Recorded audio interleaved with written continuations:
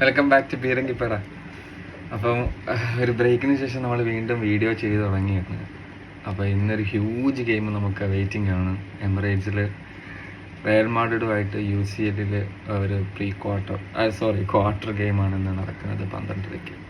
അപ്പം ഞാൻ ഭയങ്കരമായിട്ട് അത് നോക്കിക്കാണുകയാണ്. ഞാൻ ഭയങ്കരമായിട്ട് എന്താ പറയുക, അത് ഈഗർലി വെയിറ്റിംഗ് ടു സീ ആണ്. അപ്പോൾ 2005 ശേഷം ഈവൻ നമ്മൾ ഹൈബറിയിൽ ഉണ്ടായിരുന്ന സമയത്ത് 2005 ലാസ്റ്റ് ടൈം UCL റയൽ മാഡ്രിഡുമായിട്ട് ആഴ്സണൽ ഏറ്റുമുട്ടുന്നത്. അന്ന് ഫസ്റ്റ് ലെഗ് നടന്നത് സാന്റിയാഗോ ബെർണബോയിലായിരുന്നു. അവിടെ ഹെൻറിയുടെ ഗോളിൽ 1-0 നമ്മൾ ലീഡ് ചെയ്തു.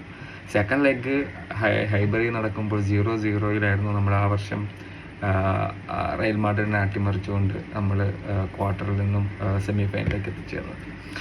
അപ്പം അതിനുശേഷം നമ്മൾ റയൽ മാഡ്രിഡുമായിട്ട് UCL ഏറ്റുമുട്ടുന്നത് ഇതാദ്യമാണ്. അതായത് നമ്മുടെ ചരിത്രത്തിൽ തന്നെ 3ാമത്തെ തവണയിൽ മാത്രമാണ് റയൽ മാഡ്രിഡുമായിട്ട് ഇത്തവണ നമ്മൾ ഏറ്റുമുട്ടാൻ പോകുന്നത്.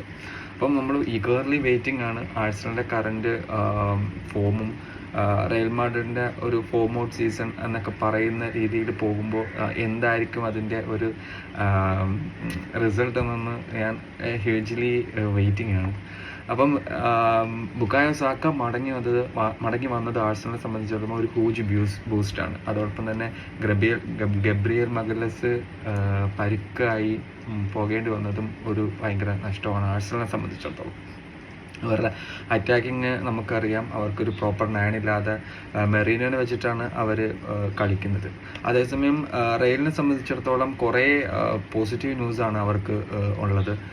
കഴിഞ്ഞ മാഡ്രിഡ് ഡെർബിയിൽ അത്ലറ്റിക്കോ മാഡ്രിഡുമായിട്ട് ഉള്ള കുറേ അസ്വാരസ്യങ്ങളും കാരണം എംബാബയ്ക്കും റുഡീഗറിനും സെബലോസിനും ഒരു വിലക്ക് വരാൻ സാധ്യത ഉണ്ടാവും നമ്മൾ വായിച്ചിരുന്നു. പക്ഷേ UEFA തീരുമാനിച്ചത് ഒരു പെനാൽറ്റി അടച്ചുകൊണ്ട് ആ വിലക്കുകൾ ഇല്ലാതെ കണ്ടിന്യൂ ചെയ്യാമെന്നുള്ളതാണ്. അതുകൂടാണ്ട് അവരുടെ ഗോൾ കീപ്പർ കോർട്ടിയോസ് തന്നെ തിരിച്ച് ഗോൾ വിലക്കാക്കാൻ തിരിച്ചെത്തും എന്നുള്ളതും അവരെ സംബന്ധിച്ചിടത്തോളം ഒരു പോസിറ്റീവ് ന്യൂസാണ്.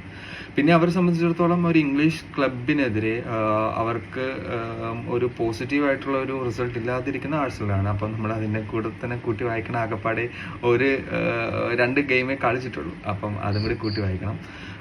പിന്നെ മറ്റൊരു കാര്യം പറയാനുള്ളത്, കഴിഞ്ഞ കളിയിൽ റയൽ മാഡ്രിഡ് തോറ്റു. അതുപോലെ തന്നെ ആഴ്സണൽ അവരുടെ ലീഗ് മത്സരത്തിൽ സമനിലയിലാണ് പിരിഞ്ഞത്. അപ്പോൾ നമ്മൾ എക്സ്പെക്റ്റഡ് ലൈനപ്പ് എന്ന് പറയുന്നത്, ഇപ്പോൾ നമുക്കറിയാം ഗബ്രിയേൽ മഗലസ് സെൻറ്റർ ബാക്ക് ഇല്ലാത്തത് കൊണ്ട് സാലിബയും കിവിയോറും സെൻറ്റർ ബാക്ക് പെയറിംഗ് ആയിട്ടും ലെഫ്റ്റ് ബാക്കായിട്ട്